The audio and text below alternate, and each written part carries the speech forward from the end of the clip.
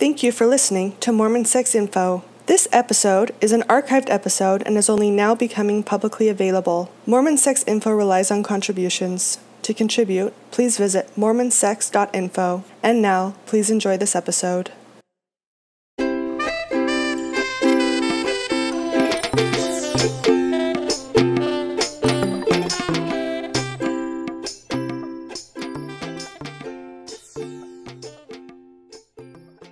Hello and welcome to both Mormon Sex Info and Mormon Mental Health. This is going to be broadcast on two different programs, and so regardless of how you got here, welcome. I'd like to introduce Colleen, Payne, Dietz, and Alyson Horrocks, who are here with me today, and we're going to address a really important issue that's having so much conversation, as it should be, around these ideas of rape culture and problems that we see at BYU when students are reporting sexual assault, sexual behavior, things of that nature.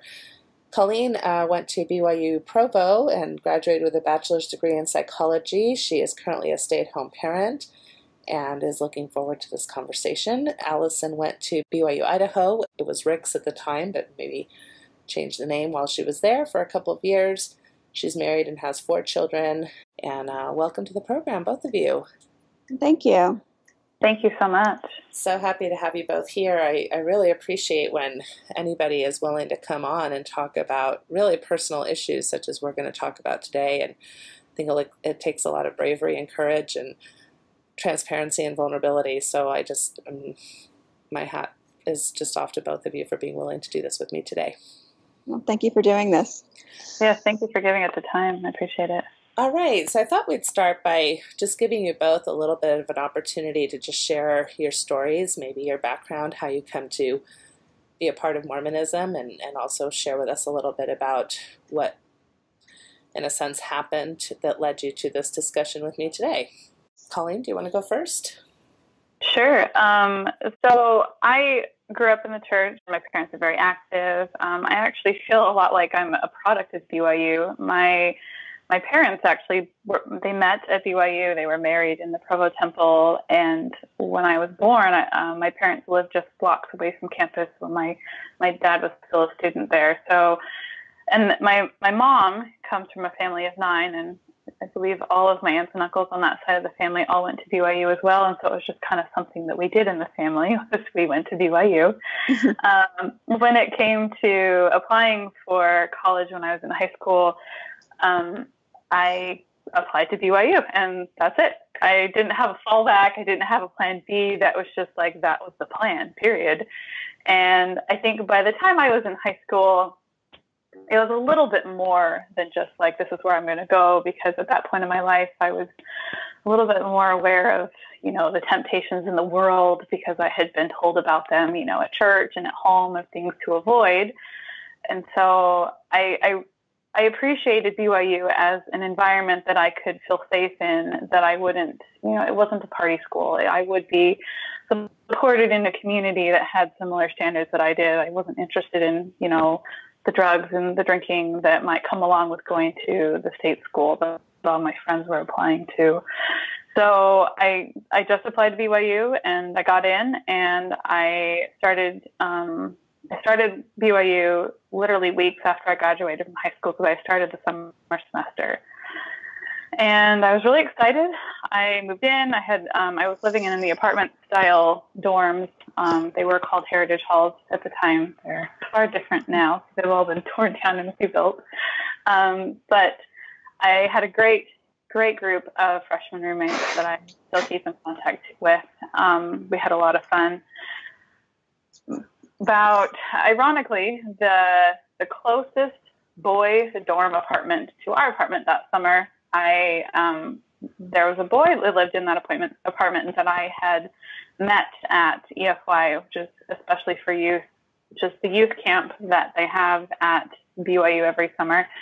I went every year since I was 14. I was a hardcore BYU girl. And so we kind of like, we recognized each other. We're both from Arizona. We got to, we hung out a lot. We kind of had that bond. He played guitar. I kind of had a crush on him. I'll admit it.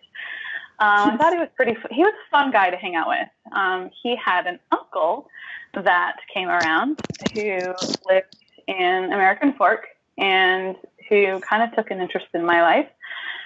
He was 27 years old. He was 9 years older than me at the time. And he was an impressive man in that he was tall, he was thin, he dressed professionally in like the button-up shirts and the slacks and the nice shoes. He drove a motorcycle, but it was like the sporty crotch rocket kind. You know, he was a little flashy that way. He worked in IT, so he was, you know, professionally accomplished. He was just, it wasn't so much that I liked him, but I liked that it seemed that he cared about me. He enjoyed talking to me. I remember one time we walked around campus and he asked me a lot of questions about boys and, you know, how far have you gone? And, well, how do you feel about these type of behaviors? And me being the boy crazy teenager that I was, this was a topic that was really important to me. And so I was like, I just spilled my guts because I'm a boy crazy teenage girl. And so I would talk a lot about those types of things with him.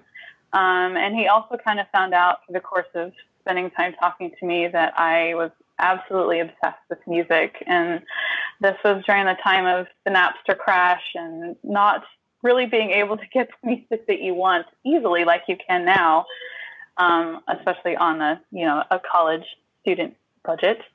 And so he offered one Friday afternoon after I was done with classes for the day, he offered to take me to his place and burn as many CDs as I wanted from his very extensive MP3 collection on his computers. And I was thrilled for the opportunity. I thought it was a great chance to get everything that I needed to. Literally, music was my life. I loved it. And so I was like, this is wonderful. I don't have to, stay up late for hours illegally downloading music off the internet and hoping not to get caught. Like, let's do it. Let's do it legit. And so I was really excited. So we hopped on the back of his bike and we took off. And of course, before I left, I made sure that he had roommates. Oh yeah, I have roommates, no big deal. And it was in the afternoon. We had plenty of time. No big deal. So I hopped on the back of his bike. We took off to American Forks where he lived. We got to his place and he lived literally just right directly down the hill from Timpanogos Temple. It was beautiful and, had a nice little spirit about it. So we got to his apartment. He asked me to sit down on the couch and watch TV with him. And I remember thinking, well, I don't really want to do that with you because I don't really like you. And this is just weird. But I'm like, in the back of my mind, I'm like, well, you're here because he's being nice and he's giving you, music and CDs. So what would it hurt to just sit on the couch? So I sat on the couch with him. We watched TV for a while. Eventually we went downstairs to where his large array of desktops and towers and his whole computer setup was. And he opened up all the files where his MP3s were. And I remember he asked me to sit on his lap while I looked through all the music. And I'm like, oh, I'm just really not comfortable with that. And from about that point through the rest of the weekend, a lot, like my memories get a little snapshotty and nothing flows anymore. It's real, I don't know, I guess it's a lot of trauma-based memories, and so a lot of things I've lost, and so I just kind of have snapshots. But basically what happened from that point is somehow we made it back to his bedroom, which was kind of behind his computers, and I had no clothes on. He took my clothes. I never knew where they were the whole weekend, and I was basically trapped in his apartment the entire weekend from Friday night until Sunday night. And it gets real choppy, but things that I do remember is I remember lots of crying. My whole body would just convulse in tears. There'd be tears running down my face. And at any time when I would get emotional like that and, start protesting what was happening, he would become very verbally abusive. He would berate me. He would belittle me. He would say every mean thing he could. I don't remember him ever using swear words because he was a returned missionary. He was a priesthood holding, wearing his garments, endowed in the temple, good Mormon guy. So he would never swear, but it just had this biting tongue that he would belittle me until I would feel awful. And I would, and I remember just trying to find acceptance in this situation. And so I would cry, and I would try and make it right. And so the verbal abuse and so he would approve of me again, basically. When it comes to actual sexual acts, one thing I do remember is, and at this point in my life, I had never been naked in front of another man in my entire life. So just the fact that I was naked was extremely beyond anything that I had ever wanted to do and intended to do. And there's one journal entry about the entire incident that I wrote a couple days after the weekend happened. And in my journal, I say things like, I never knew he liked me that way. I didn't think I liked him, but maybe because this happened, maybe I do like him. And I remember trying to justify it and having no idea that something like this could happen with him. I had no clue. And I remember at one point he was like on the floor and I was on the bed, and he was trying to pull me down on top of his erect penis, and I was fighting, and I wasn't comfortable with it, and I was pleading for him to stop. And he pinned my elbows back behind my back. He would hold my elbows back, and then he would pull me on top of him. And that was probably like the most horrific moment to me, because that was the end of my virginity. That was it. That was like, I can't get that back. I can't. You've completed an act that I never wanted that to happen until I was married. And that was probably the most traumatizing and one of the only sexual things that I remember of the whole experience that was just burned into my brain, because that was the moment where I lost everything. I remember things like, he was in the basement apartment. He had a small window on the ground floor, and he would leave the room. And then as soon as I would hear him walk away, I'd run up to the door and it would be locked. And so I couldn't get out, but he'd leave me in there. And so I remember looking at the window thinking, well, I can't really reach it. And even if I could reach it, and I'd get out, and, if I got the window open and miraculously squeezed out through that window, like, I'm naked, where would I go? What would I say to people? Like, how humiliating would that be? And so then I would, run around his room looking for my clothes and the bed sheets and the closet and everywhere that I could think of that he may have stashed my clothes, and I never found them. And I remember standing in his closet looking at his clothes thinking, well, I could just put something on. There's all these clothes, I could just put something on. And then I just was like disgusted. And I'm like, I don't want to put anything of his on my body. Like, I would rather be naked than put anything of his on me. And so I remained naked for the entire weekend. One of the last things that he did on Sunday afternoon was he took me out of the room to the hall bathroom, the shared bathroom. I don't know if I mentioned it, but when we got to his apartment, I learned that all of his roommates were out of town for the weekend. So we were all alone for the whole weekend, which was contrary to what I thought heading over there. So back to, we were leaving, or about to leave, or it was Sunday afternoon, and he drew me a bath. He, put me in the bath. He washed my body, and he digitally penetrated me with his fingers and kind of swept around. And looking back, I realized, he was just cleaning me. He was making sure that there was nothing left on me. Then he gave me my clothes back finally. I put my clothes on. We walked upstairs. He made himself a peanut butter and jelly sandwich. He never offered me anything to eat the whole weekend I was there. He ate it, and we hopped back on the bikes, and we went back to Provo. And I don't remember any conversation, really. I was kind of in shock when he dropped me off, I'm sure. I just kind of went back to my apartment, and that was it.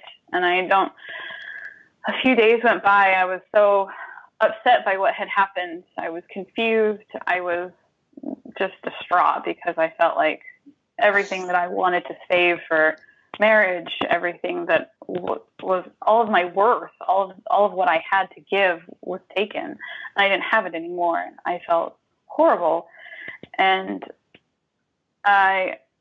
in my distressed state, I called him, and I wanted to know, like, why did you do this to me? Why I didn't want this to happen.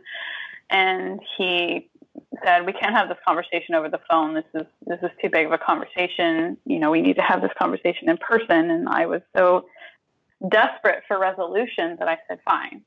And so then he came all the way to Provo again, and then he convinced me that we needed to have the conversation back at his place. And in my absolute desperation to resolve the issue, to find approval and some sort of, to feel better about the situation, I went with him again. And unfortunately, the whole weekend happened once again. And I know that time I was a lot more broken, and there wasn't as much fight in me. I was kind of in shock, I think, that it was happening all over again. And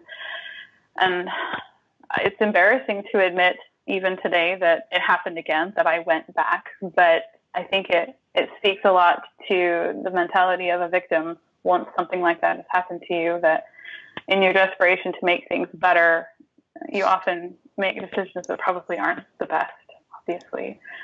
So that was really upsetting. After the second time, a couple weeks went by of more just, I would cry for hours. My whole outlook on life changed. My roommates tell me that I turned into a different person, that I went from being this happy, fun, laughing all of the time, playing music for my whole apartment, being, you know, the instigator of all of the parties. I kind of turned into this like recluse, quiet person that wasn't what I was before. I remember they would come to me and say, hey, we're going to do this and we're going out to do that. Please come with us. And I would just be like, no, I think I'm going to stay home tonight. Or I'd make up something that I had to study for, and then I'd never study. And I'd just be depressed in my room.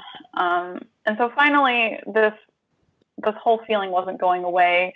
I did make a couple of journal entries about how I felt miserable and I wanted to fix things, but I didn't know how.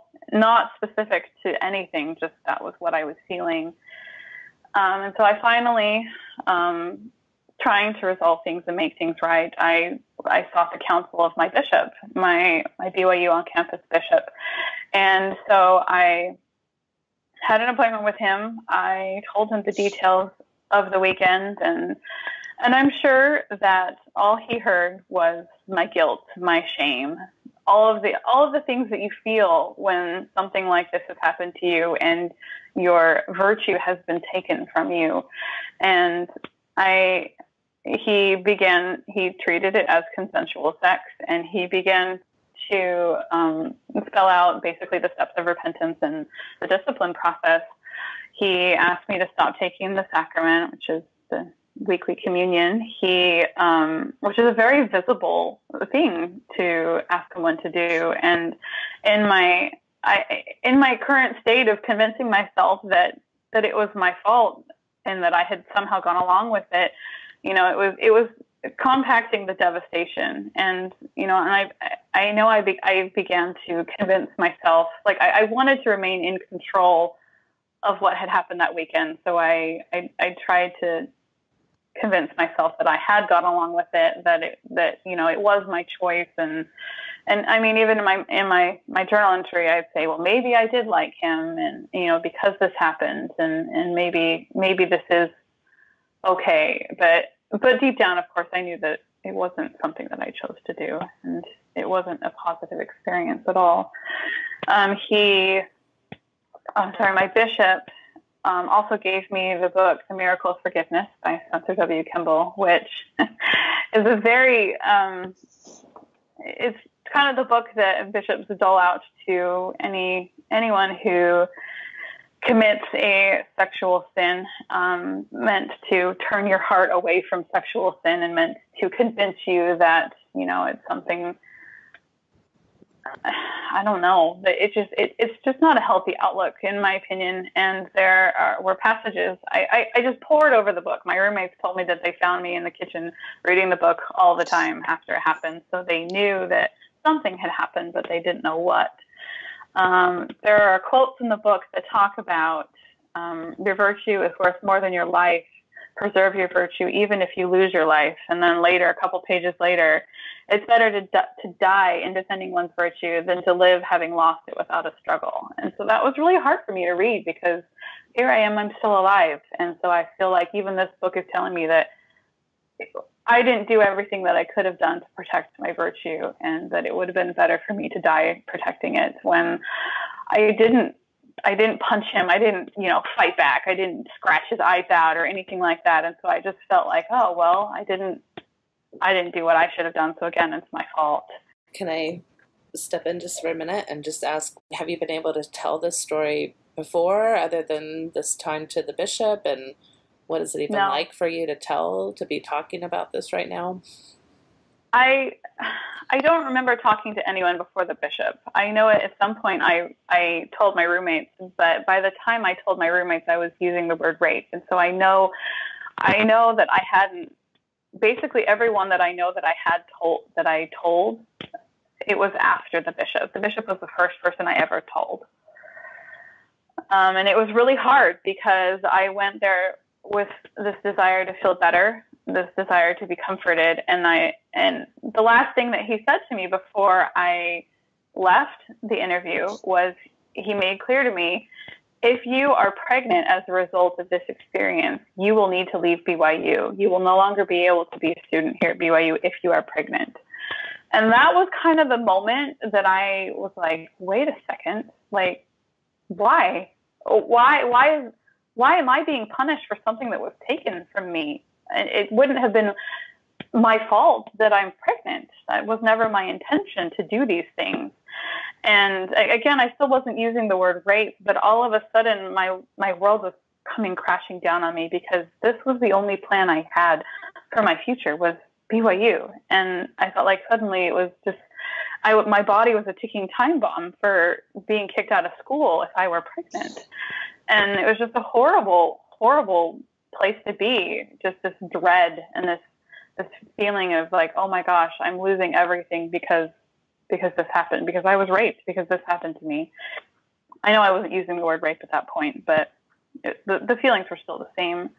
So I walked away from that just dejected. It was awful. And I did spend weeks doing the things that he had asked me to do, the sacrament, the miracle of forgiveness, until I finally, my mom came in town for women's conference or something like that. And I told her the situation and what had happened, because I was, and to give you a little background, my relationship with my mother and my parents in general, I had never talked about boys or my experiences making out and anything physical. I don't remember one conversation about sex I ever had with my parents as a teenager. It's just not something that we ever talked about, ever. And so for me to share any type of experience like this, especially one where I've had sex, I've gone all the way and done all of the things that I know, that I'm not supposed to do. And for me to share that type of experience with my mom is huge. And so I know I was in a really bad place to bring me to talking to my mother about it. She told my dad called me, and my dad had the presence of mind to ask me the right questions, to listen to me. And in getting all of the details of the entire weekend, he was, of course, just blown away by what had happened and said, "Colleen, you were raped." And that was really hard for me to take, because I didn't want to be the victim. I wanted to have some element of control in what happened to me. And to be raped, that's not in my control. And suddenly I am the victim. And so it was really hard for me to kind of internalize that word and that label, and to label what had happened to me. So after I spoke with my dad, he called my bishop and talked with him about, explained a little bit more of the details that he was able to have with me. I'm sure my conversation with my dad went a whole lot different than my conversation with the bishop, because my dad is someone that I have trusted my whole life, and he's much more obviously compassionate than a bishop that I don't know at BYU. And so he asked my bishop, why are you disciplining her? Why are you asking her to repent when she's a victim of rape? And the bishop kind of, my dad said, like a light bulb went off, he could tell, and he was very thoughtful and said, well, thank you for sharing. I have a lot of things to consider. And kind of, that's how the conversation ended. He didn't kind of give my dad this is what I'm going to do, but they kind of ended the conversation. And then my bishop did stop disciplining me. And I never did have any interaction, luckily, that I remember with the honor code office. So there was never interaction there. But the threat to being expelled from BYU, if I were to be pregnant, was really devastating in those weeks. And that's something that I definitely feel needs to be addressed, that needs to change. And because for me, that was the most damaging thing. I've been able to compartmentalize and pack away the rape and all of those details and feel like I can overcome that. But I will always have a bishop as long as I'm part of the church. And that trust, that broken trust, was really hard for me to kind of move forward from, because I felt like by telling me that if I were to be pregnant as a result of this experience, regardless of whether it was rape or not, that's not about me, and that's not about what's best for me. That's not about my future and my healing. That was all about BYU, and it felt more like an attention to BYU image than what would have been right for me in my future. And I knew for me in my future, I needed to move on with my life. I needed to go to school. I needed to have the future that I planned on and not have it taken away violently by this experience that I had had. I think that's kind of how my story kind of winds down. Yeah, no, and I didn't want to interrupt your story. There's a lot of different things I want to pick apart once we get to that point of the interview, but I just want to check in and how are you feeling right now, as far as just having, walked us through in a pretty quick amount of time, a pretty traumatic event in your life? I've had a lot of opportunities over the past month to share my story, and the more I share it, the easier it becomes. And the more I'm able to say. I know the first couple of times it was really rough, and my story was really short, and I had a hard time telling it. And then I started trying to write it down for possibly, filing a police report all these years later, because it's the right thing to do. And just getting my story out to make a post on Facebook, I lost it that day. I just completely lost it. To be in a vulnerable place, to write it all down, I feel like the rest of my day, I had to throw up walls, and I was very angry, and I was very hurtful to the people around me, because I just wanted to crawl in a hole and hide for the rest of the night, because it had been so hard for me to open up and to kind of share everything and remember the details and kind of relive it. So it has been hard every time that I tell my story, but the more I tell it, the easier it becomes, and the more I'm able to remember that by simply telling my story, I can help others, and change can happen. And so, and you've been telling your story more often here because of the focus on BYU. Absolutely. Okay. All right. Well, hold on for a minute, do some deep breathing, and we're going to get to Alyson. Thank you. And give Alyson a chance to kind of tell us where you come from and why you're here tonight. Well, I grew up in Northern California. I was also grew up in the church, a strong family in the church, although I consider my family pretty liberal as far as active members go. They were pretty liberal-minded and very rational, and but we on both sides of the family, it goes back generations in the church. It's very much my heritage. And so my story with sexual assault kind of begins when my sister, who is 11 years older, she had a lot of mental illness problems, a lot of she had eating disorders. She was very always had a lot of self-esteem, self-worth issues. And she went off to Rick's when I was, in first grade, came back home. My dad introduced her to this returned missionary. And they were married very, very quickly. And that was when I was 7. And they went off to LA for school and came back when I was 9, and they moved in with my family. And so my brother-in-law, Mike, he began sexually abusing me at 9 when they moved in with my family. And this lasted until I was 16, and I moved to England by myself. I just kind of took off. I found a way to get out of the situation by trying to find someone to move in with in England. It was just, and this, it progressively got worse. I mean, it was those simple things to begin with, like, what normally happens with sexual abuse. I never told anyone at all during the time. There was a lot of, and when Colleen, when she mentioned about going back and feeling shame for that, there's an element of that with my story of feeling like once my sister and her husband moved out, I would go over often to babysit their kids, and that's where more sexual abuse was happening. I mean, he was very bold. I mean, he would,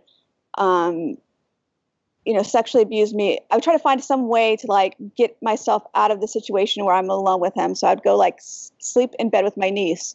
Well, that didn't stop him. He still came and sexually abused me with his daughter sleeping, next to me. And there's a lot of shame in that. I kept going back to babysit and knowing that, they're probably going to ask me to spend the night, and, that's going to happen again. And there's a lot of vocabulary, a lot of what he'd say is we should probably stop this. There's a lot of there's a lot of giving me, make me feel like I was part of it. I was part of the problem. I was, I had guilt. I was making decisions.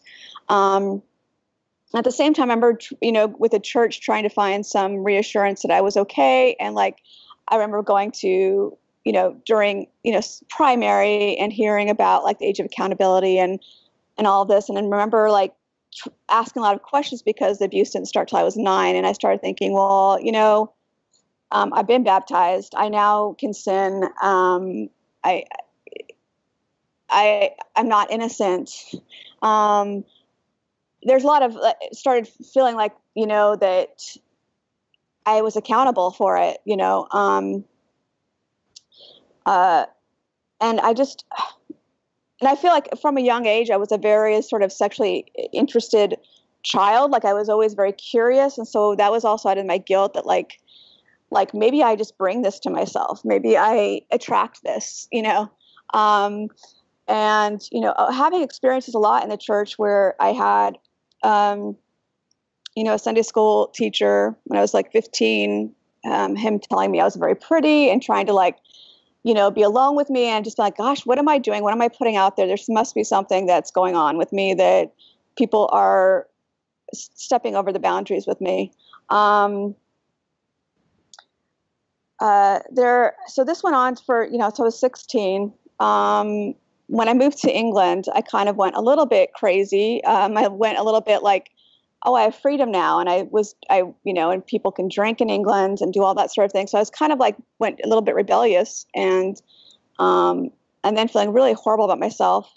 And then coming back to the States when I was 17, having issues with my own issues with eating disorders and dressing very sexy and I felt very guilty and shamed and feeling like there was maybe this was where my worth was, and starting to date some professional baseball players and people that could give me worth, because they had, they were important people as I looked at them. And eventually I became a little bit promiscuous, and that was there was a lot of shame in that, because I was such a believer in the church. Like I was such a believer this was sinful. It was a real struggle for those years after I got back from England. And eventually I went out on a date with one of these baseball players and was raped on this date. And it was so it was something I kind of pushed down for a long time, because I couldn't take another person taking advantage of me or against my will. It was a really hard thing for me to process, because also I was in his apartment. We made out, we did all that stuff, and I felt a lot of responsibility. And then after this, I was starting to knowing I was going to Rick's, I started to become very spiritually minded, become very controlled about my church experience, and trying to be very righteous and everything. And then kind of confiding in one of these guys I grew up with in the church about my experiences and going out with him, and going out with him, he raped me as well. And I just was I felt completely worthless. I didn't know. I was like, why am I drawing these experiences? What is wrong with me? And he was going off to BYU in Provo. And I went to Rick's. And when I went to Rick's, I struggled a lot with illnesses. I kept getting sick, very, very, very sick. And eventually I made an appointment with my bishop. And at this point I had told no one about the abuse at anything. No one knew anything. And I just told him everything. And I was hoping, all my life I had hoped that someone would take control, someone would find out about it, and say, okay, we're taking care of this. We're going to do something with this. I remember as a 12, 13-year-old, going in my living room and practicing in my mind, telling my parents what was happening. And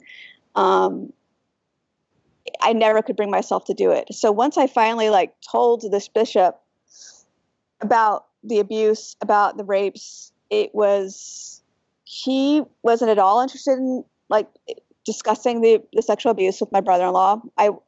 He didn't ask me if I had told my family. He didn't talk about calling the law. He didn't there was nothing. I was so hoping that someone would finally take over. And when it came to the rapes, that's where he concentrated. And he told me that, I need to go through the repentance process for the rapes. I need to, well, I don't know if he used the word rapes, but he also gave me the miracle of forgiveness, and had me look over certain scriptures, and I couldn't take the sacrament. I had such a belief in the priesthood in the church, and I didn't understand how the priesthood worked, because as a woman, I obviously didn't have the priesthood. And I always felt well, they must have some special power I don't understand, and he gets at things I don't understand.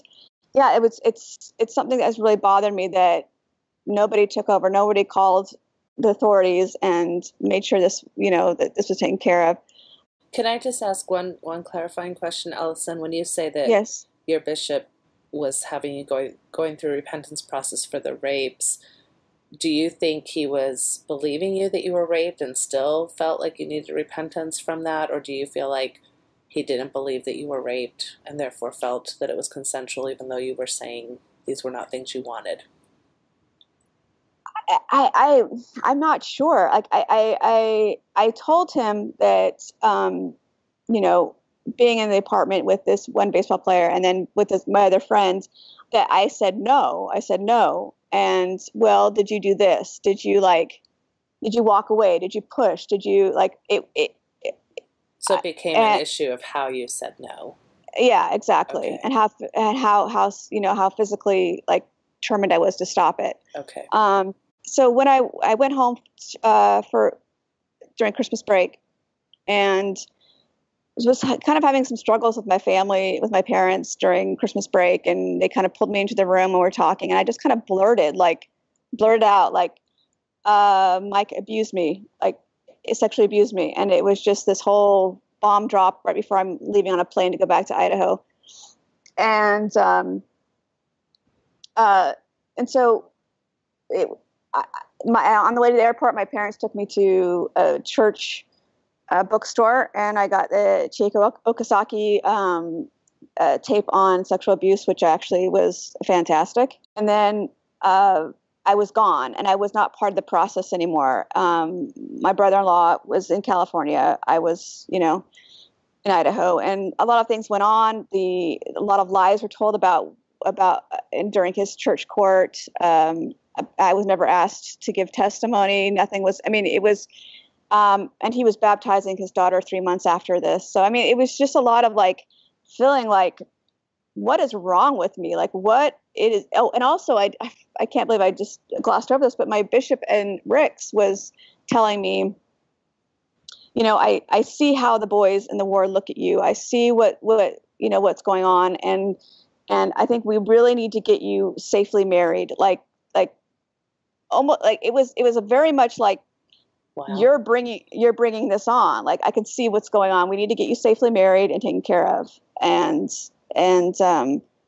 it was kind of added to that whole feeling I'd always had of, I'm drawing something in. I am attracting this somehow. And there's something wrong with me and evil with me, within me that brings these people to me. And it was confusing. And I did end up getting married at 19. Thankfully, he's a really good man that I'm still married to. But I always felt there was something kind of evil inside of me that I didn't understand. I couldn't kind of grapple with. There was something that I was drawing these people, and they had no choice. My sister is still married to the man who abused me, and I never felt like anything. I always felt invalidated by the church and my family about, I felt like there was so much put on me that it must have been something with me, because my siblings would send their, nieces or their children over to his house to spend the night. I'm like, they must assume that there's something about me that's drawing this in. So it was always kind of that struggle of feeling like there's something naturally very wrong with me that made people act bad. So, because your entire family system knew this became public knowledge within your family system, is what you're saying. And they would still send their children over there. Right, exactly. So it wasn't until much later when I looked back at how my bishop handled this that I was shocked and realized, wow, that was horrible. He put, everything was about me. Everything was about getting you out, you're too much of a temptation, and we need to get you out of this situation, and you need to be disciplined, and and nothing talked about with the abuse, no emphasis on that. So it's something I've struggled with since then, with realizing that, they had that opportunity to really make a difference in my life and my feelings about myself and in other people's lives. I don't know if these men or my brother-in-law have abused or raped again, these things could have been taken care of, and the emphasis was placed on the wrong person. So that's basically my experience. Okay. And so let me ask you kind of the same question I asked Colleen, in the sense of, what is it like to even be talking about this at this point? I feel like I've talked about it a lot. Well, first of all, I've been in therapy off and on for many, many years. I'm currently in therapy. I've written blog. I had a blog about it where I kind of purged everything and heard back from a lot of LDS women during that time about their own experiences. Where that's when I realized how big the problem was, and it wasn't just this. I had a unique experience. This happens all the time, and no one talks about it because it's supposed to be a very private thing between you and your bishop. So I feel fine talking about it. And what I usually tell people is that, when they feel like they shouldn't push me to talk about it, I always say, that's, they're the ones that should be ashamed, not me. So that's kind of where I am in my experience of talking about it. So I have no problem anymore. So right away, one thing I will say, just kind of trying to put myself in the position of the audience, is that both of you really shared pretty deep, tremendous type stories in a short amount of time, in what I would say maybe a very calm, collected way. Neither one of you broke down crying or were sobbing or were super emotional about it. Although, I don't know, and maybe I'm being too reading into things, but I feel like there's certain things that I pick up on, like your breath being a little faster, maybe saying more ums than normal. Like there's nervousness that I pick up on. But to an untrained ear, I think one of the things that often happens when a general audience will hear stories like yours is that they'll dismiss them right from the process of the content. Mm-hmm. In other words, that can't have really happened. I mean, they don't seem that distressed about it. Do you know what I'm saying? So, yeah. Like, I think you've both done an excellent job of sharing your story, so I'm not trying to, by any means, say anything about that. And then the awfulness of it, right? Like, for Alyson, there's, like, repeated offenses and family, very close-knit people doing horrific things for a long period of time. And then Colleen, like being locked in an apartment and clothes taken. And then even how some of these things come about, like you shared going back to the apartment or going back to babysit, at your brother-in-law's place. And so it doesn't match, I think, what we all like to think rape is, which is a scary individual, coming out of the bushes at you. And even the response of what we like to think the victim is doing, like you said, clawing at his eyes, screaming for help, trying to crawl away, punching and trying to hit his genitals. And then we're not even talking about men here, right? Because I've got 2 women on the panel. So that's something we are already leaving out completely, is that this can happen to men as well. Mm-hmm. And so I just really want to make note that these things do happen. They happen drastically and tragically often. Mm-hmm. The statistics are really pretty awful, and Mormons are not immune to those statistics. It's not like living a Mormon life protects us from these things. In fact, I think it does almost the opposite, because nobody can believe that a Mormon person would do something like this. And both of you are saying that your perpetrators, or many of your perpetrators, were Mormon, endowed Mormons, active Mormons. Right. Not the, beer drinking, bearded ones. Right. And so, so what would you say as far as just, let's start the conversation from this point of, what are the stories like? What is the role of listeners?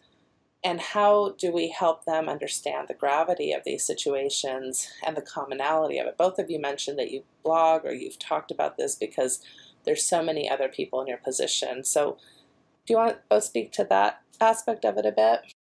What initially got me into talking about my rape at all, unfortunately, I didn't go through therapy. I haven't really worked through it at all in my life. I finally come to a point where I'm comfortable stating that it had happened, but never sharing the details until probably about a month ago. And it was really the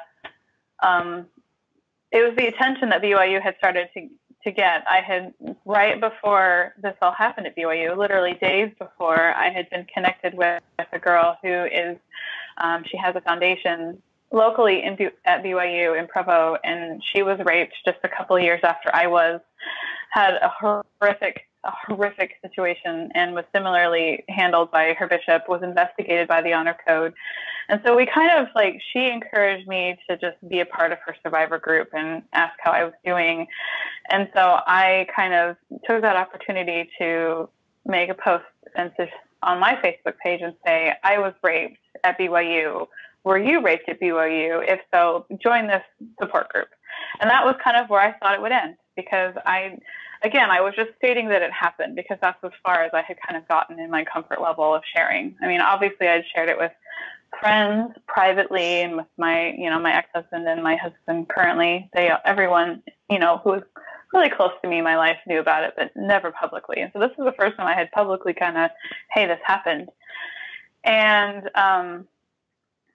then the BYU thing happened, like within the next week. And I was posting a lot of articles, but a lot of the feeling that I was getting from, my friends list on Facebook is predominantly LDS, because that's the culture that I grew up in and the culture that I am in.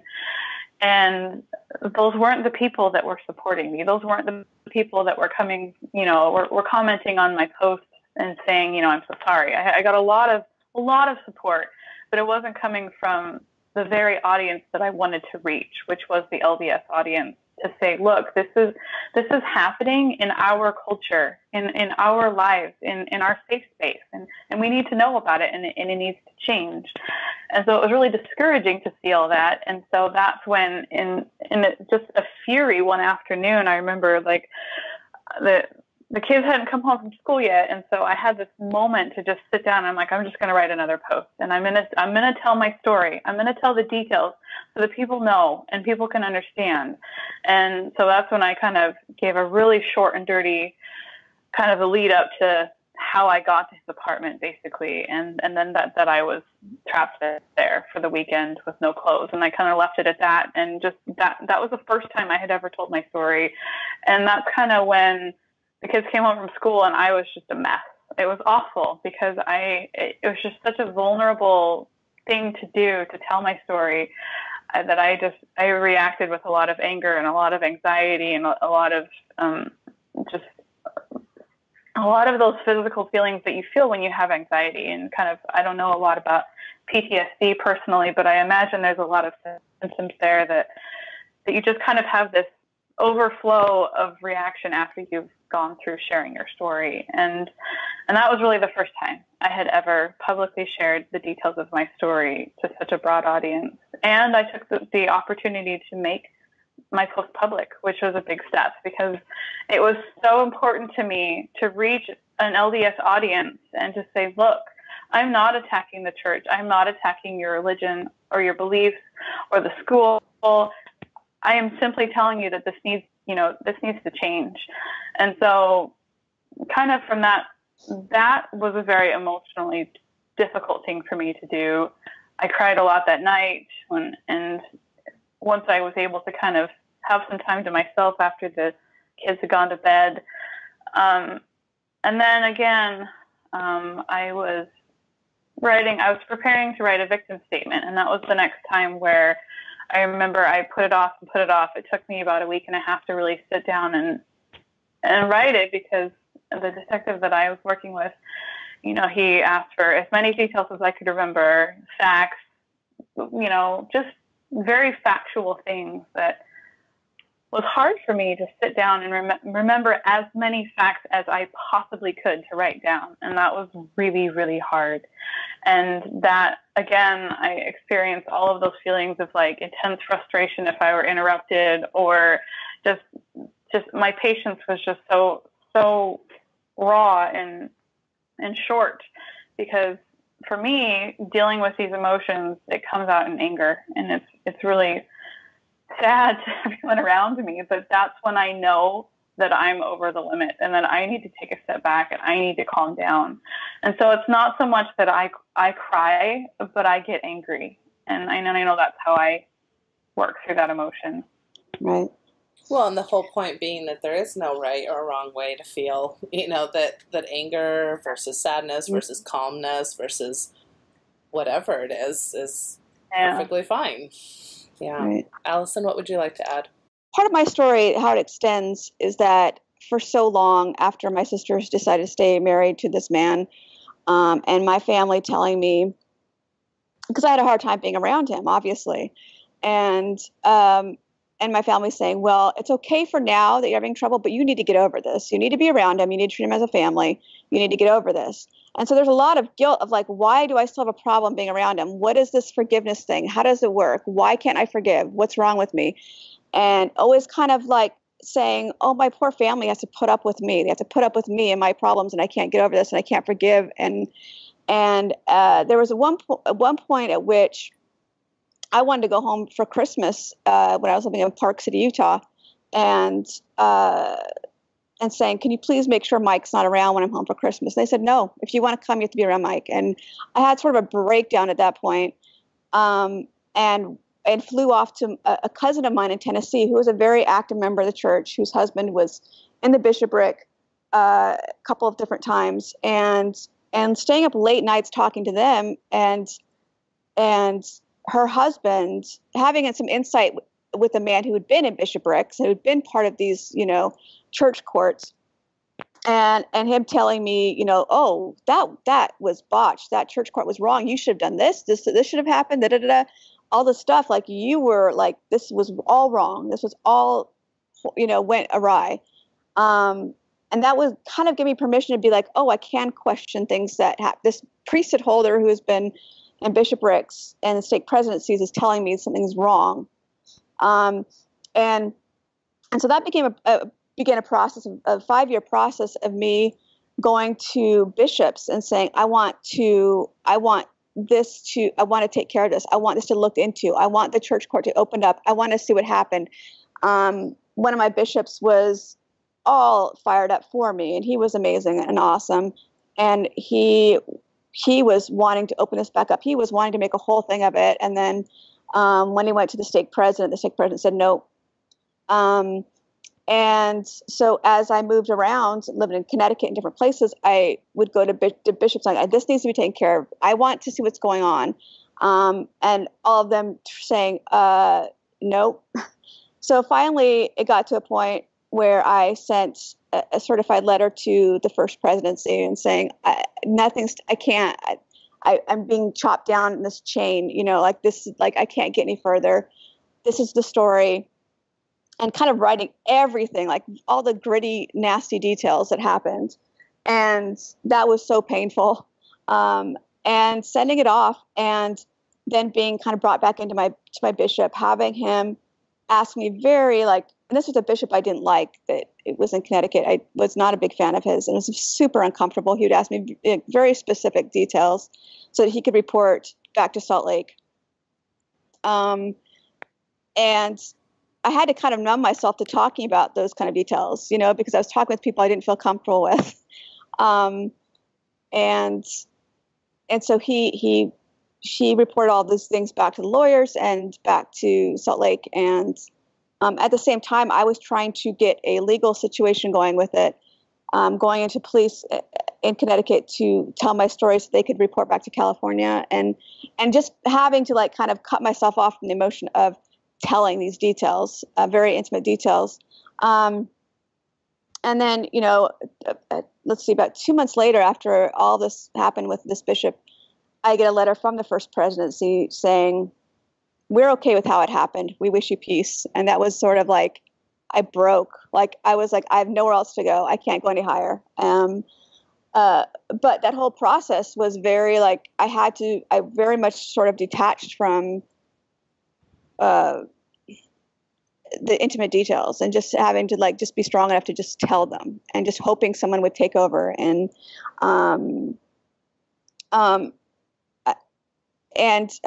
but there are times where it really, like what Colleen was saying with the anger, like when that press release came back out in February, I about how the church handles sexual abuse, I fell apart again. I was a mess for a week, and I was so angry.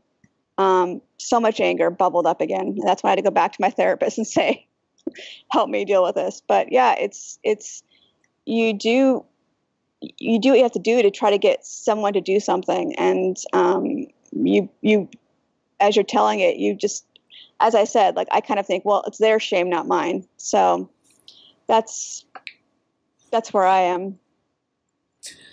So let's talk a little bit then about the specific role that ecclesiastical leaders played, because that's kind of what we're talking about when it comes to BYU and how we deal with these things as a church community. Obviously, there's going to be family that deals with it incorrectly. There's going to be friends that deal with it incorrectly.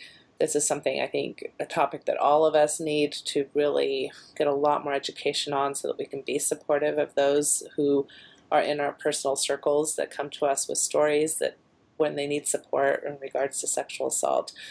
But when it comes to ecclesiastical leadership, I've listed a few things that I've picked up on that seem to be problematic, and I just want to hear your, I guess, ideas about it. But one is that it seems like the onus of the responsibility is really on the victim to either prove that there was assault versus consent, or like even to your point, Alyson, I guess you were just too pretty, so maybe you just have to figure out a way to not be as attractive, or so even silly, kind of silly ways to hold a person responsible, things that are not really even in their control.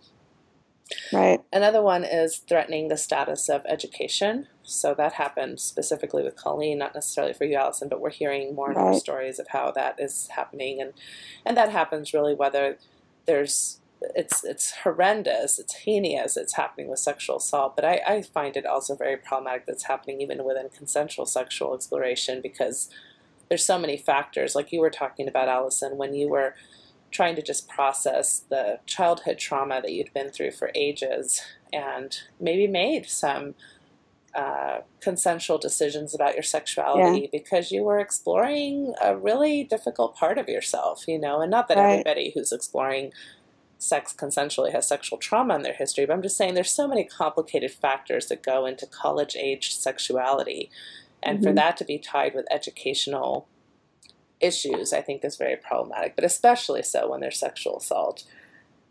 Yes. And then there was one other one I was thinking of, but I already forgot it. So why don't I turn the time over to you as far as what do you see the themes being that are problematic when it comes to ecclesiastical leadership? Oh, and the last one I was going to say is just that there's no formal training. So to your point, Colleen, like, your dad asked you specific questions that your bishop didn't even know how to ask, right? So people who've been sexually assaulted often don't present in the sense of, rushing in through the door. Oh my gosh, look what happened to me, help. I'm bruised and take me immediately to the rape center clinic, or, that's not how people present. People are confused. People are wondering, that they're in shock. They're in denial. They're wondering, did I play a role in this somehow, especially if it's somebody that you knew.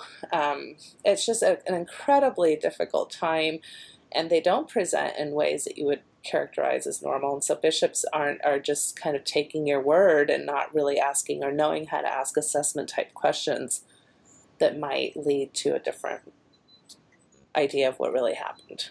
But yeah, let me turn over the time. I know I mentioned a lot of different things there, but either speak to more about the things that I just spoke of or come up with other things I'm not mentioning. No, that's a lot of things, and I completely agree. I know with me, my freshman year at BYU, as part of my freshman orientation, they gave us a little rape whistle. And to me, that such a dangerous image to give to young women who are entering college, because we all know the statistics on rape in college, especially within, I think they call it, what is it called? The first few months of your college career, it's like the red zone or something like that, where your chances of being raped are so high. And so to give this image of, here's a whistle, if a scary man in a cape jumps out from a bush, and blow your whistle and you will be safe. And to me, it's just like, that's so wrong. Like, that's not how rape happens. Like, sure, it does occasionally, but the percentage of women who are raped by acquaintances and people that they trust is so high. And I know after what happened to me, like, he wasn't even my boyfriend. We weren't even dating. And so I just was so confused and so, like, I didn't know what happened to me. And I think that within the LDS culture, there's such a silencing when it comes to sex and sexual behavior, what it looks like and what it feels like, that I didn't have any vocabulary. I didn't have any what's right and what's wrong, because I had never been taught what's right and what's wrong. And so I didn't, in entering my bishop's office, I was not equipped with the language to adequately describe what had happened to me.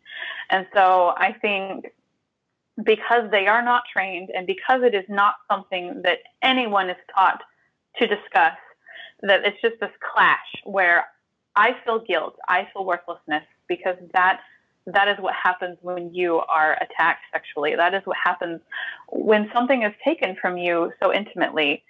And so as a bishop, they hear the guilt, they hear the shame. And so they turn on the repentance process, because that is the next step. That is what they do.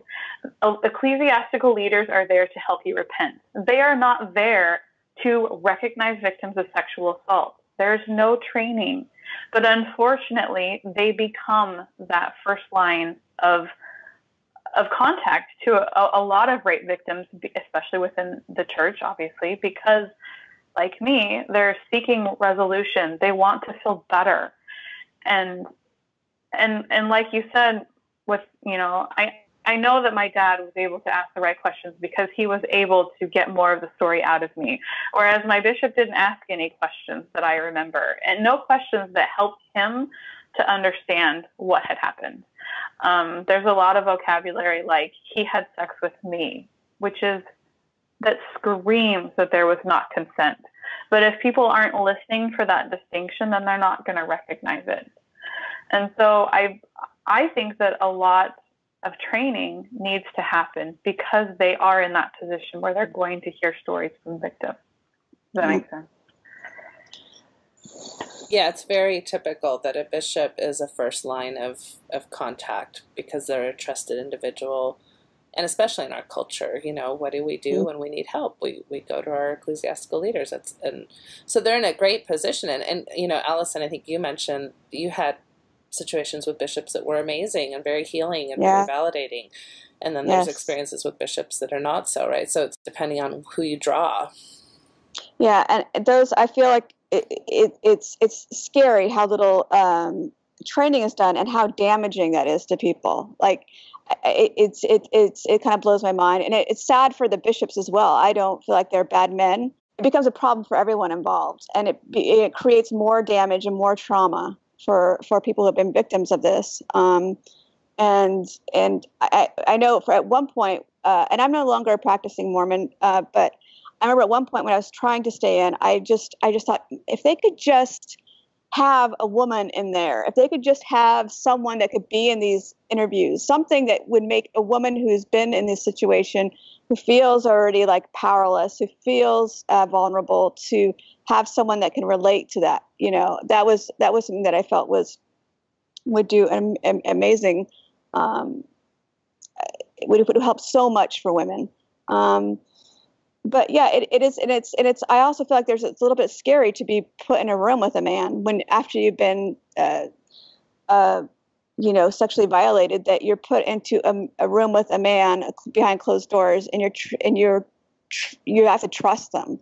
I think it's scary on so many levels. And so the fact that they aren't trained and they're just going by their own life experiences is kind of frightening. Yeah, no, there's power differentials, because that's one of the things that often happens to begin with, is that there's a power differential that was abused. Yes. Right. Anything else that either one of you would want to say about some of the issues that come up with ecclesiastical leadership? I just wanted to share a really brief story that is very, that has basically, I don't know, it's almost as influential to me as my rape story. And I'll try and be really quick. But 4 years ago, I discovered some pictures on my ex-husband's phone of his naked erect penis with our Chinese exchange students in the background. And it was nothing new to me, unfortunately. It had been something that he had struggled with for 9 years of our marriage. Within our first year of marriage, he was arrested half a dozen times in Provo for exposing himself to young girls around campus. He spent 30 days in jail. We could go into a whole podcast about why women stay in relationships that can be so damaging. And I, unfortunately, although I wasn't the primary victim for all of his criminal activity, I was definitely the secondary victim because he was my husband, and everything that happened to him happened to me too. And so fast forward to 4 years ago when I found these pictures, my world ended, because I knew in that moment that I could never trust him to be safe with children in my home. I could never have a family with him, and I couldn't protect children from him in my home. And that was very devastating to me. I called the police. I asked him to leave. I filed for divorce within the next week, and it all happened so fast. And in the process of all of this happening, he, of course, wanted to reconcile. He thought I needed to give him another chance, as if the 9 years that I had given him wasn't enough. And so he contacted our bishop to try and get our current bishop on his side. And so, of course, our bishop wanted us both to come in and to meet with him. And so we met with him. Both my ex-husband, and I, in detail, described his behavior with our Chinese students. And then my husband also disclosed that he had been exposing his naked erect penis to young girls around town, again, for the past few months, and up to 3 times a week. And so my bishop was very aware of this behavior. Both of us, I was sitting right there when he heard it all. I know he heard it. Unfortunately, once I left town, I was still in contact with my ex-husband, because our divorce wasn't final or anything. And I learned that he was called to serve in the Young Men's presidency, right after I left town. And that was the most crushing thing I had ever heard, because I was literally blown away. I'm like, how can you sit there and listen to everything that he is doing against girls, against the youth, sexually assaulting them in a way, and I'm like, and how can you put them with the youth? That is such a giant lapse of judgment and such a bad judgment call. And of course, he never faced any disciplinary counsel for any of the things that he confessed to the bishops. He had maintained his membership and was called to serve in the youth. And that situation, I'm sure I didn't connect them in my head, but it was like, that was the last straw in being betrayed by bishops. And to imagine the lack of safety that happens with those bad judgment calls. And I knew how many victims had suffered because of the actions of my ex-husband. And to see that he was put in a position to hurt more was devastating to me. And so I'm forgetting the question that got me here, but it just... You have problems with ecclesiastical leaders, yes. Yes. Mm-hmm. It's difficult for me to feel safe in a congregation where I know that these bad judgment calls are made. And I didn't understand it, because he was a wonderful man. I knew him. I had served on the Relief Society presidency for probably the past 3 to 4 years with his wife. I knew them both well. They were good people. And so it just blew my mind that good people could make such bad decisions. And so that to me was it brought back all of the betrayal and lack of trust and broken trust that I had. So go ahead, Alyson. All right, that just brought up so much for me. That is like, it's terrifying to hear someone else say that, because my brother-in-law, who supposedly had something put on his records that he was not to be allowed to have callings with youth, was consistently called to work with the youth in the church over and over and over again. So to hear that from someone else it's like it's terrifying. It's these things are not addressed, and I remember bringing that up to my bishop in Connecticut, saying, well, how did you're telling me this is on his record, and yet I know he had callings with these things, and he's like, well, unless you're a new bishop or someone's new into the area, you generally don't look at the records before you call them into callings. And I thought, what kind of system is this, that it's on the records but no one's looking at it? So that obviously is a very widespread problem. And yeah, so. Well, I'm having a few thoughts as you're both speaking to this. So I'm going to try to organize my thoughts, because sometimes when I get all crazy in my head, I have a hard time getting it all out. Yeah, I get that. It just feels like, I do so much work trying to, what I would say in a nutshell, is calm people down about sexuality, right? For example, okay, he masturbated 3 times this month. Can he still go on a mission, please? You know, like, is that really the end of the world? Or there was some pornography viewing, you know, maybe once every few months. And does that really mean that we have to get a divorce, you know? Or, yes, they had premarital sex, but they have the whole temple wedding set up, and they've only had sex with each other, and they've never had sex with anybody else. And is this really such a big deal, you know, that we have to make this such a public display of shame and disaster for these people, and they're going to feel so awful that they didn't wait for a particular day, even though they've never had sex with anybody else, right? So, you know, so I'm constantly kind of working in that realm. And then there's this whole other realm of really sexual criminality that we do not treat seriously enough. Right. Because oftentimes I think it is endowed men or men with families, and so you're wanting to protect the family or the marriage, and then we have this forgiveness rhetoric that Alyson, you were talking about, you know, like, well, he's still part of our family and we're this eternal unit, and so it kind of really messes up our ability to have appropriate boundaries and to keep people accountable from criminal sexual behavior in a way that really does, you know, the ward and the state does need protection from that. And individual people do need, wives and children need protection from sexual criminality. Isn't that interesting that we have this weird dichotomy between taking masturbation so flippin' seriously to it's okay if you work with the young men even though you've been flashing your penis to underage girls? I've always had this issue with talking about with the repentance process of like where my abuser went through this repentance process. I always had a hard time with that abstract idea of repentance and forgiveness and not knowing what that meant, and people saying, put your pain at the altar of Christ, and saying, what does that mean? Like, I don't know. How does that practically work? Like, what does that mean? And I think a lot of people look at like the repentance process. So he went through a church court. He's done what he's needed to do. Like, what does that mean? Is it a magical thing that happens when you go through repentance that he all of a sudden no longer desired that? So we're not going to like make him feel too bad, and we're not going, you know, I don't understand the whole.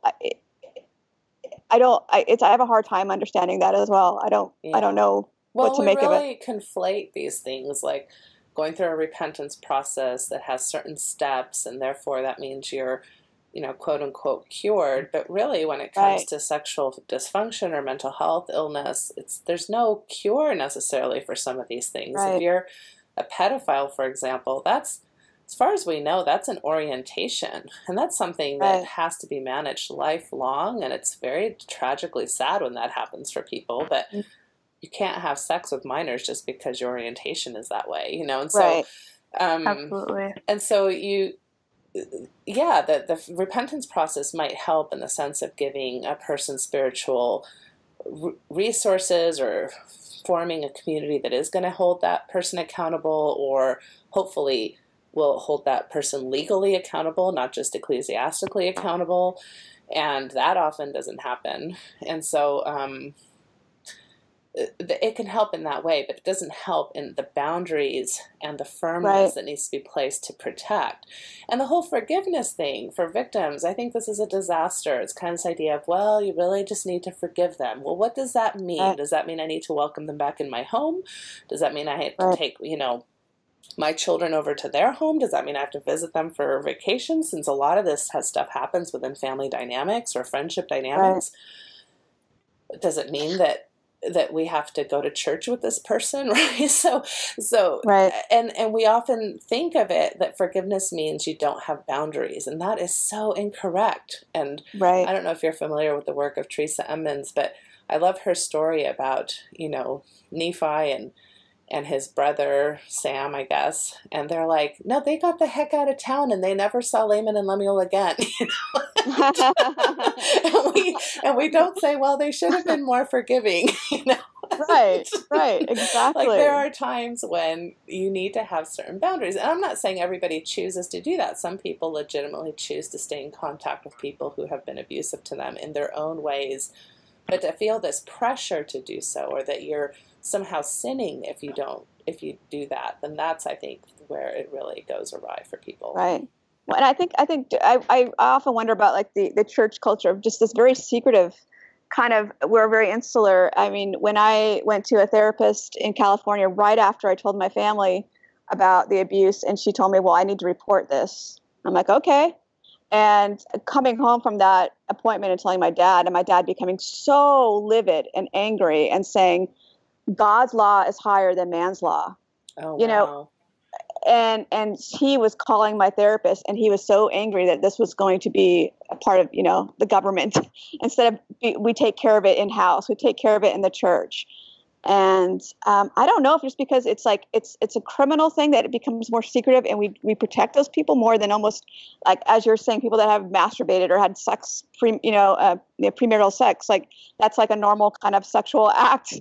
Where when it becomes weird and kids are getting kicked out of BYU left and right for all kinds of silly things, right? Exactly. Yeah. But when it's like this weird thing, it's like, oh, we're almost kind of protecting the church's name because we don't want people to know that there's these creepy pedophiles inside of here or something. I don't know, understand all those dynamics, but.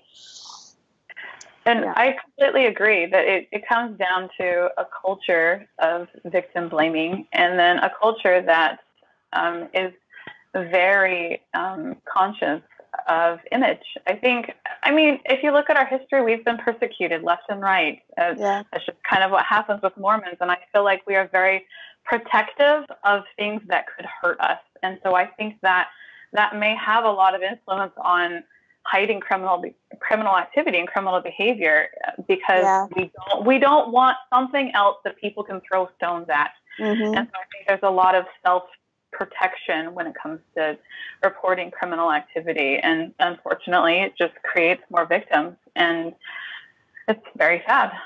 And victim blaming is so much easier. It's so much easier to deal with than having to deal with the actual bigger issue. Exactly. Well, so one of the two of you give me a sense of how you would define rape culture, because I use that terminology often in my writing, and I get a lot of pushback, that I'm exaggerating, that I'm taking away from the real conversation when I use that language, that I'm just trying to be, get readers to my blog or whatever, because I'm trying to create a problem that isn't there. So how would the two of you define that term, and would you or not agree that we're a part of that in our community? I haven't actually looked up the definition because I don't think I need to. Being a victim of rape, I am very aware of what creates a culture where victims feel shame and perpetrators are not. The blame is inappropriately put on the victim as opposed to the perpetrator. Even when it comes to like the modesty talks that we give to young ladies and young women, that, the temptations, like a lot of things that Alyson was talking about, that she was too pretty, that she was the one causing all of the inappropriate thoughts. That is directly definitionally a rape culture, because it is removing the blame, the fault of someone who is having inappropriate thoughts or doing inappropriate things. It's taking the blame away from them and putting it solely on the victim. And that is so inappropriate. It's so hurtful because it sends a message to both young women and young men at the same time. They both hear it. And so the young women learn that they are responsible, that they are the gatekeepers. It is their job, that it's all of this shame is internalized in them because it's all their responsibility. And all the men hear is that I am not responsible for these urges, these temptations, these desires. I'm not responsible for them. It's them, and it's what they wear, and it has nothing to do with me. And I don't have to control it because it's natural. Mm-hmm. Yeah, I feel like it's obviously not unique to Mormonism. I think it's a greater society's problem. But like in the church culture, since sexuality is so concentrated on, it becomes even more sort of, looked at and regulated. And you're giving lessons about, as we have all talked about, the chewed gum. You're responsible for keeping these young men, worthy to go on missions. you're the gatekeeper, you're this or that, and women are so special and so amazing and so spiritual and so much better than men. So obviously it's all your responsibility. The rape culture is very much, you see examples constantly if you just look. And I think, it's normal for people in the church to be defensive of hearing that kind of, rape. It's like that word's horrifying, And obviously nobody wants anybody to get raped. And I think sometimes, they think, well, does that mean that we're okay with rape, right? Exactly. And I don't think that most people are bad people that are perpetuating it. I think it's just ingrained. And with men being in charge of all the discipline, of all the everything, they can't understand what it's a woman's perspective in the world, and always being concerned about, if I go here in the dark, I might be raped. It's constantly on your mind as a woman. Like, they can't understand what that perspective is, and they're the ones in charge of discipline, of everything within the church, and it definitely adds to the rape culture for sure. And something else that I have discovered over this past month of all of these discussions about rape culture and BYU and all of the victim blaming that I have heard myself directed at me and to all of the women who are coming forward from BYU, at first I was very hurt by it, because I had finally gotten to a place in my life where I knew factually that it was not my fault, and that the only thing that could have changed what had happened was whether there was a rapist present or not, that I had nothing to do with anything that happened. But something that I've learned about victim blaming is that these people aren't bad people. And it took me a good time to realize that. What victim blaming primarily is a defense mechanism. And it's a way of saying, if I can find out what you did wrong, then I can protect myself and others by telling them not to do what you did. And then it won't happen to me. And then I will be safe. Right. And so once I saw that, then I started to have a little bit more compassion, and it felt better for me, because I didn't feel as attacked by all of the horrible victim blaming statements that I had heard my whole life, or, at least since I started telling people about what happened to me at BYU, like my family and friends and things. So. Yeah. And I think you're right. It doesn't come from a place of being rude or mean or not wanting to be helpful. I think it really does come from a protective stance and that sense of control. What would you say, it's one thing to say, okay, there's nothing I could have done differently, because the only people who perpetrate are perpetrators, right? The person's responsible for rape or rapists, and I 100% stand by that.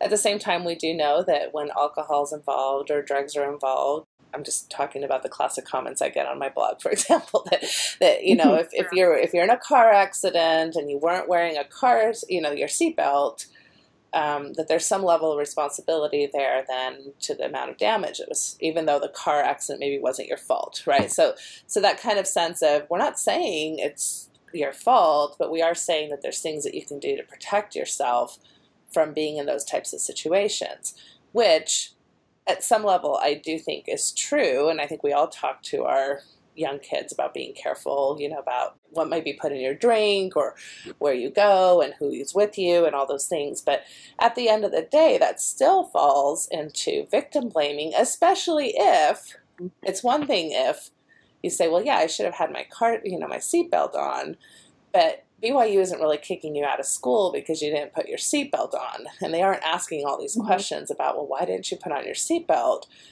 Whereas with sexual assault, that is a huge difference I see in how we're dealing with these types of situations. So what would you say to those types of comments?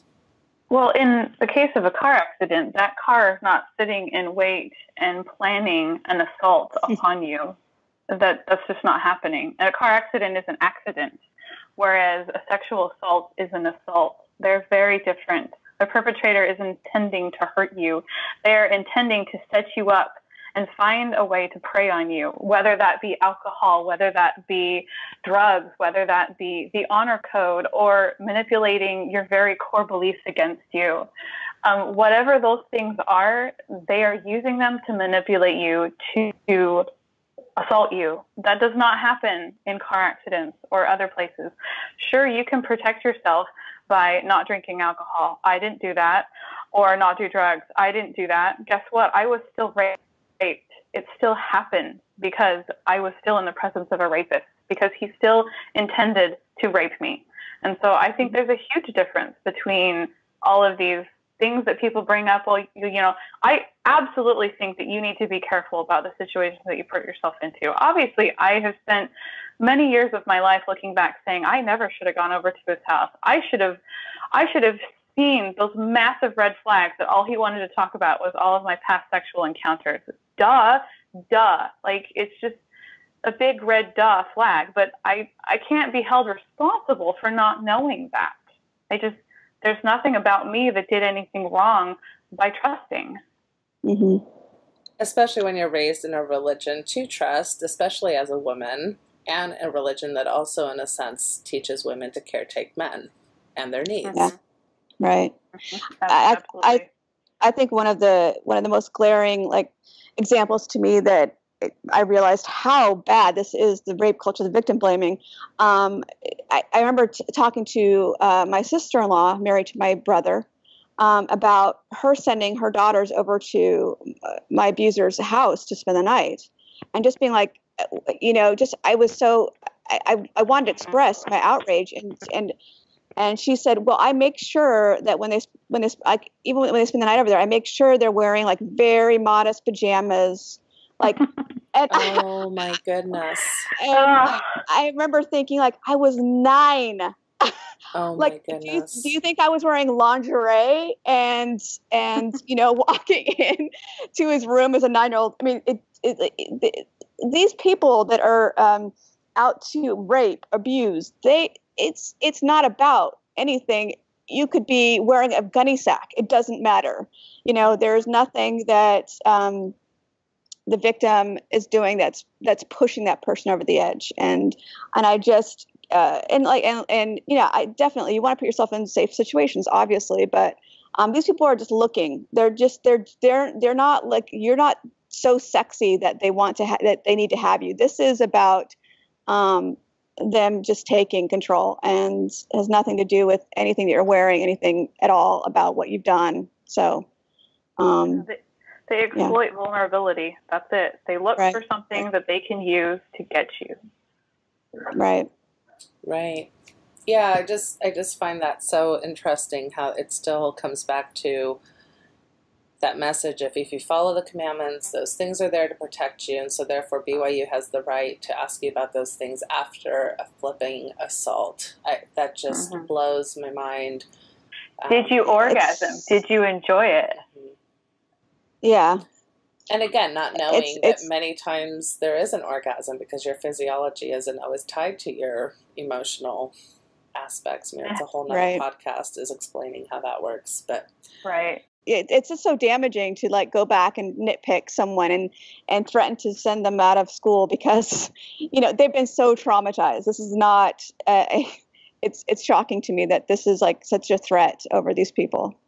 Mm-hmm. The only thing that should be offered about leaving school is if the person feels like maybe they need a break from school so that they're not, their grades aren't suffering, and they maybe get some incompletes so that they can pick up next semester when they're ready to come back. That should be the only offering of school changing. Right. But everyone heals differently. And I know for me, that was not the best option for me. Exactly. For me, the best option was to set up a daily schedule, to study, to engage in my future and my life and something other than what had happened to me, and to continue to grow and find happiness in my life. And I needed to stay in school for that. If I had gone home, it would have been a crushing, depressing blow, and my life as I knew it would have ended. Yeah. Exactly. That's why it's so individualized, and why there really needs to be a team approach to this, where there could be an ecclesiastical leader involved, there could be a professional therapist involved, there could be, the school, in a sense, support involved, right? There could be all these things involved in a way that could really offer the resources and support that a student could use at this particular time. Yeah. Another clarification that I wanted to make, since my story doesn't directly involves the honor code like most of the other stories in the media have.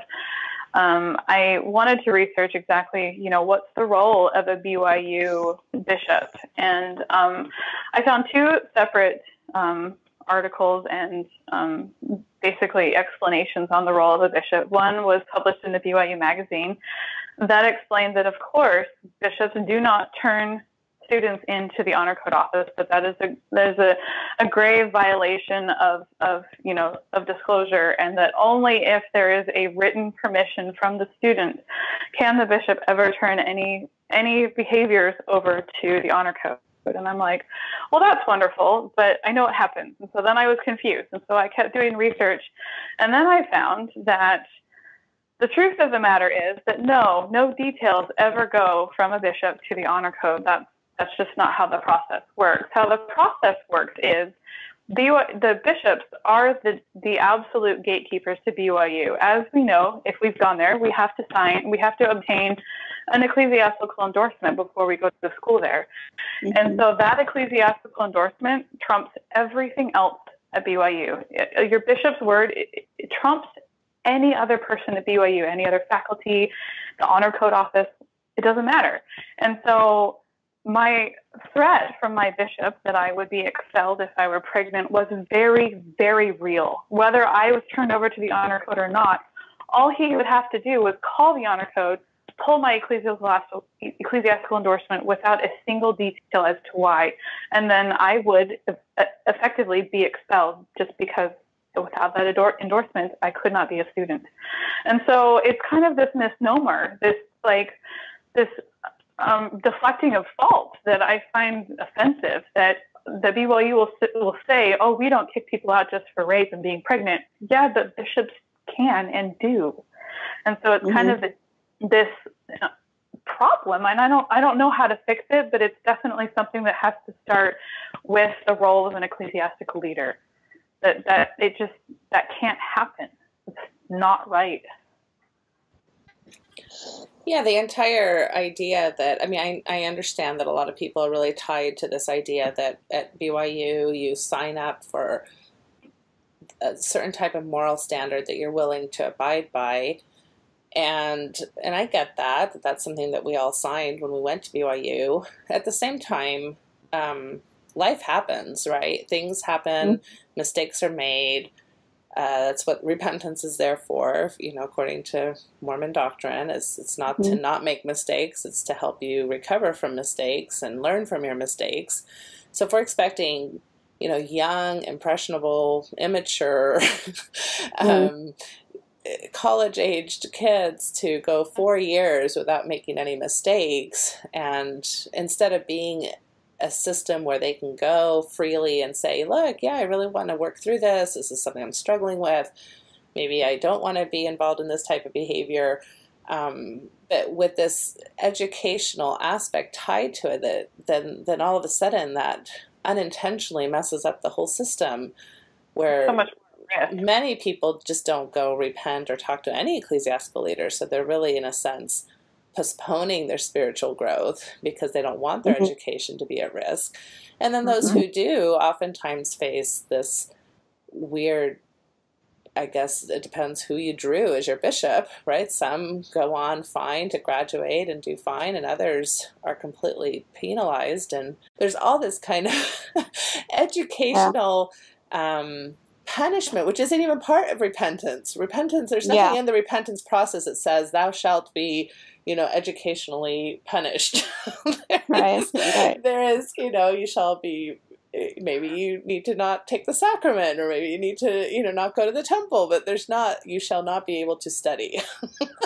So there's a really unfortunate way that, regardless of whether it's assault or just behavioral issues that college-age kids are struggling with, that we've set it up in a way that doesn't really allow for freedom of spiritual resource access, which is really tragic, I think. It is. Yeah. Well, I know I've had you on for way too long, but I wanted to ask, I guess, just a few more questions. So one is, how do you feel like this whole experience that we've been talking about affected your relationship with with Mormonism in particular. And then I'd like to finish with resources or ideas for those who might be listening who are either have survived sexual assault in some way or have friends or family, or maybe even are ecclesiastical leaders themselves. And so what kind of advice can we give? So those are the two things I'd like to end with.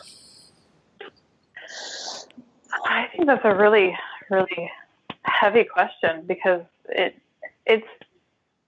something, I mean, for me, I am still trying, I'm still intending on being in the church, but to be honest, since my experience 4 years ago with my bishop during my divorce, I had that profound feeling of mistrust and not feeling safe, that it's been difficult for me to build a relationship of trust with bishops subsequent from that experience. And I've moved around a few times to a few different wards, and I've just kind of been very distant, and it's been really hard for me to feel comfortable again. And so I've really struggled with that. And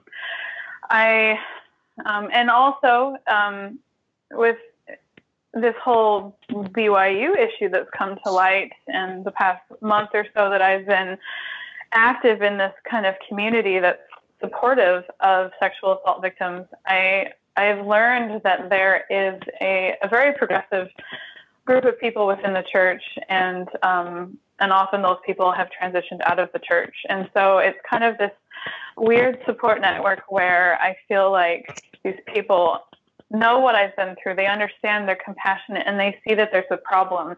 But they're also within a group. The group also includes people who have transitioned out of the church. And so it's kind of like, I don't know where I fit in that group. I want to be a part of that group, but I don't want to, I'm not ready to walk away quite yet, because I still have a testimony of the gospel, but I don't feel safe in a congregation. And that's my sincere feeling. And so it's hard to kind of balance those two, and to share it with my family now, and kind of work through those feelings alone and with a family. Do I bring my children to church when I know what kind of people could be serving in the ward, and what kind of risk could be involved? And I mean, that risk was always there, but now I'm a little bit more aware of it. And yes, that risk could be there in any situation, but at church, I feel like your guard is down when maybe it shouldn't be. And so something that I struggle with is, what does my future look like? I don't know. It's something that I'm working through, and I'm trying to find what's best for me, what direction I need to take to protect myself, to keep myself from, triggering things, and to keep my family safe. So when it comes to supports and advice, there are a lot of supports online, obviously. I think one of my best supports is finding a community of survivors, because not only are we all there for each other and we all understand what's going on and all of the feelings that are so unique to being a survivor of sexual assault, but we also can coordinate resources for each other as well, because we're always there for each other, and we can always, no matter where we are in the country or the world, we can work together, because we're all in different levels of healing. Some of us are not willing to talk to the public. Some of us are not willing to share with anyone, but we can share with each other. And so we all kind of work together to support one another. And that's been my greatest support, along with, of course, my husband, but definitely a network of survivors.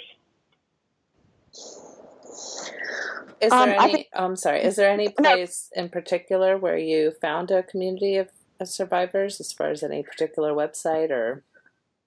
Right now, I am part of a secret group on Facebook that has a wonderful group of ladies and a few men that have also been assaulted. And that's definitely something when I come across, as part of sharing my story, I've had pretty close to hundreds of women come to me and disclose to me that they've also been victims. And so I funnel everyone through that group and give them the support, because sometimes I'm not able to find the resources because I'm not aware of them locally, but someone else is, or we can all work together and find what people need. And so I found that that's the best way, because I want them to feel supported, but sometimes I have my own life and I don't want them to go unsupported when they came to me. And so I like to put them in a group where they can be supported at all times. So are you okay with people contacting you from this podcast, and you can redirect Absolutely. them to? Okay. So we'll link to your email. Sure. My email, or you can find me on Facebook. I have a lot of public posts. People message me through Facebook is primarily how people have been contacting me. So that's absolutely fine. I definitely welcome any survivors to contact me. Okay, great. So we'll make sure to link to those things. All right. Alyson, what would you like to say? I feel like my relationship with the church has been a process for sure. I was never a black and white thinker. I was always kind of a gray thinker, and that was always kind of a hard for me in the church. I always felt it was a little black and white. But out of the church, I'm still gray. I don't look at the church as being all bad, or that everyone should leave, or all of those things. For me, it became an unhealthy place for me.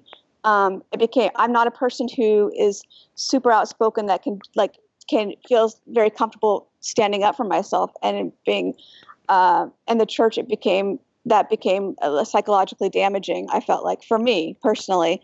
And there was a point at which my young daughter, just a few years ago, she went to a bishop's interview. Of course, I wasn't aware that it was happening. And then she told me that he was asking her about masturbation. And I was like, I can't. That was one of those things that was kind of one of the last straws of hearing that my daughter's in a closed room with this man and he's asking her about masturbation. Those kind of things where I felt very powerless my whole life in those situations, and I would kind of, always, I was always kind of obedient to what they were telling me. And so it's hard for me to just stand up to those things, and it's exhausting. So it became an unhealthy place, but it was extremely painful to make the decision to stop being a practicing Mormon. And I went through a whole, depression afterwards, and that's why I've been in therapy. I'm in a good place right now, actually, and I'm very supportive of people that want to stay. I do have a problem with members that are super black and white and super defensive and judgmental of others, and when it comes to these situations. But I am supportive of people staying and being, if they feel that's healthy for them. So that's where I am with the church right now. Okay. And as far as resources and things that you felt were helpful for you as far as being part of your healing journey? Oh, that's hard. I hit so many dead ends in trying to contact the state and trying to deal with the church and I felt like I hit so many dead ends. But for me, it was therapy and trying to take back my own power and trying to find some control in my life. And it's hard to know what the resources would be for people in the church, because it's very hard to get anywhere above, a bishop, or, you can't, it's hard to say for those who want to stay, but therapy for sure, and support groups, like these groups on Facebook, and all those things have been very helpful for me. Great. Thank you. Mm-hmm. Yeah, I think my big mantra with any type of sexual assault is that it's nothing that anybody should have to try to heal from alone. It's serious enough, and it's painful enough, and it has enough kind of just difficult connotations to work through, that I think getting professional help, if you're able to have access to something like that, is tremendously helpful, and making sure it's a good fit. So making sure that one thing I'd like to add that I feel like is not encouraged a lot when you go to the ecclesiastical leaders is even if you are a believer, please still just go report it to the police. I feel like that's not always encouraged. Absolutely. And I think that can be huge in healing and taking back your own power, and it's not really encouraged. Absolutely. And they're trained for those kinds of things. And even going to a hospital, if you're wanting to have a rape kit done, which is very helpful, even if you don't want to use it, just having it can be very helpful. The people who are trained to do those types of exams are just really good at doing them. And I'll even give a shout out to BYU counseling centers. I know the one in Utah. I'm not as familiar with the one in Idaho, but there's just excellent people working at the BYU Counseling Center in Utah, and those are confidential meetings. They will not report to the honor code or to a bishop or anything like that. So sometimes that can be a really good place to start. Yeah. So yeah, there are a lot of people who want to help and a lot of people who are trained. And then my thoughts just for ecclesiastical leaders is, number one is to believe the person who's coming in to you. And second of all, don't get caught up in the details of the situation. It's better to err on the side of caution and healing than to be concerned about whether or not you're doing the right types of discipline or not. And I've worked with tremendous bishops who are just so good at referring out and knowing when it's time to get professional help, when it's really beyond their pay grade. They don't even get a pay grade. So, right. So it's like, all this work that they're doing voluntarily, No, I completely feel for bishops. Like, I can't even imagine. It's got to so be a pressure, so much work. Tremendous burden for them. And so I always say a good bishop knows when they're not, that they're not a therapist, and a good therapist knows that they're not a bishop. Right. Understanding the difference between the two is really important.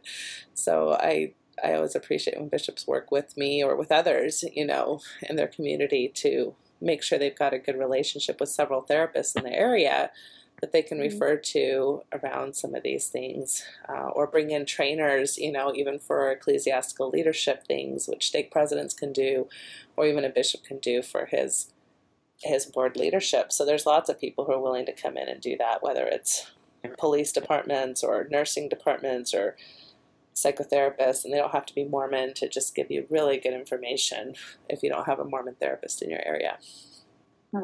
All right. Well, that was excellent. I just can't thank you both enough for your time and your willingness to share such very personal, private parts of your lives with us. Very helpful and healing, I know, for many who listen and just wonder if they're alone or wonder if this is only me, or many of those questions that you both reported asking yourselves. And, people are not alone, and people often need community to help them heal from things like this. So I would just encourage both of you to give me some closing statements, and I'll let you go to sleep.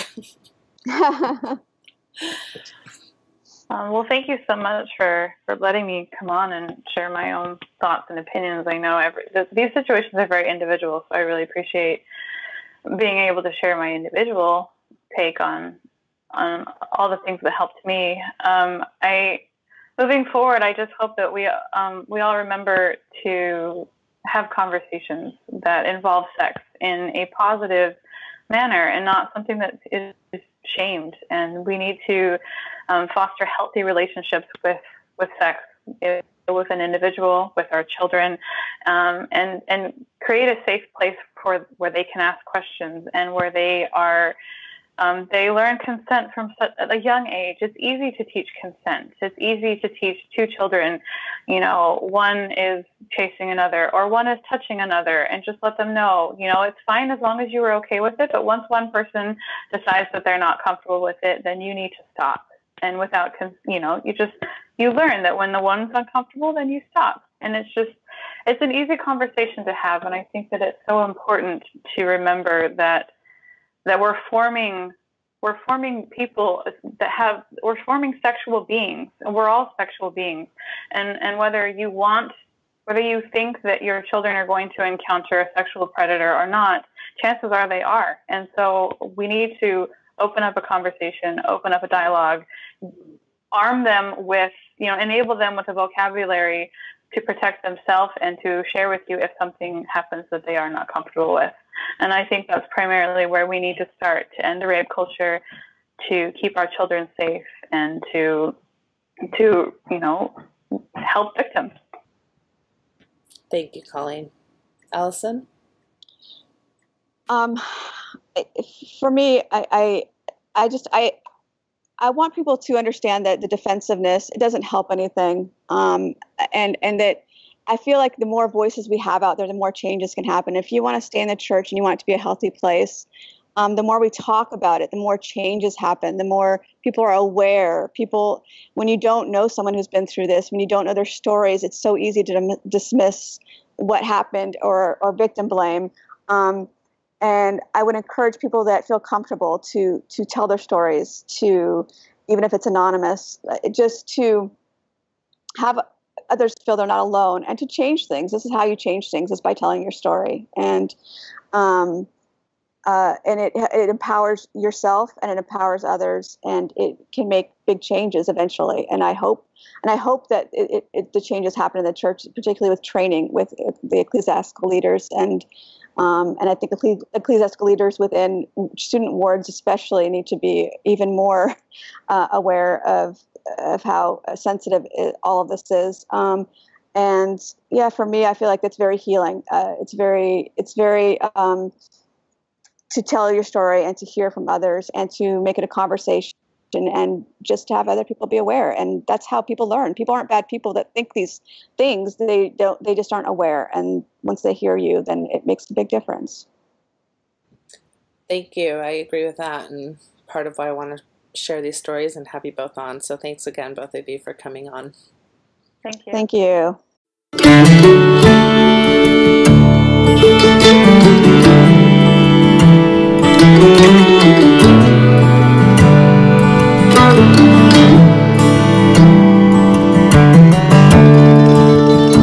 We took the long road home, turned minutes into miles,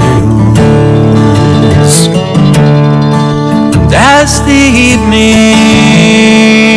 traveled on, the sunset bathed your smile. We stopped beneath the desert stars, wrapped in each other's arms. Was as simple as I love you, an ordinary, extraordinary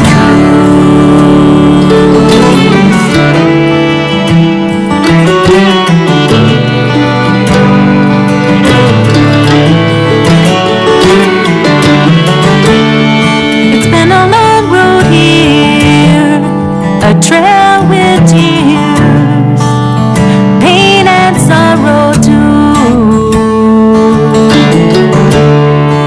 But through every storm we traveled on,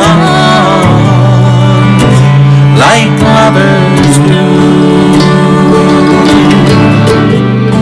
And if sometimes we fell apart, we always came back home. Was as simple as I love you, an ordinary, extraordinary truth.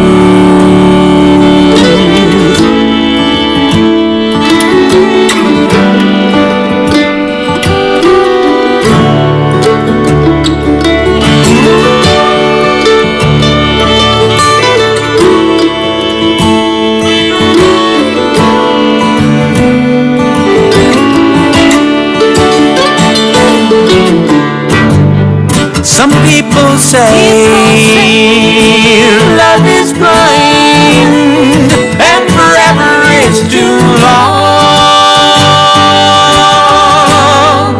But I see your eyes in every sunrise.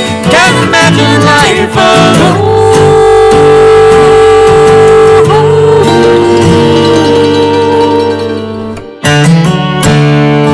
Let's take the long road on together until we're gone. Want you by my side,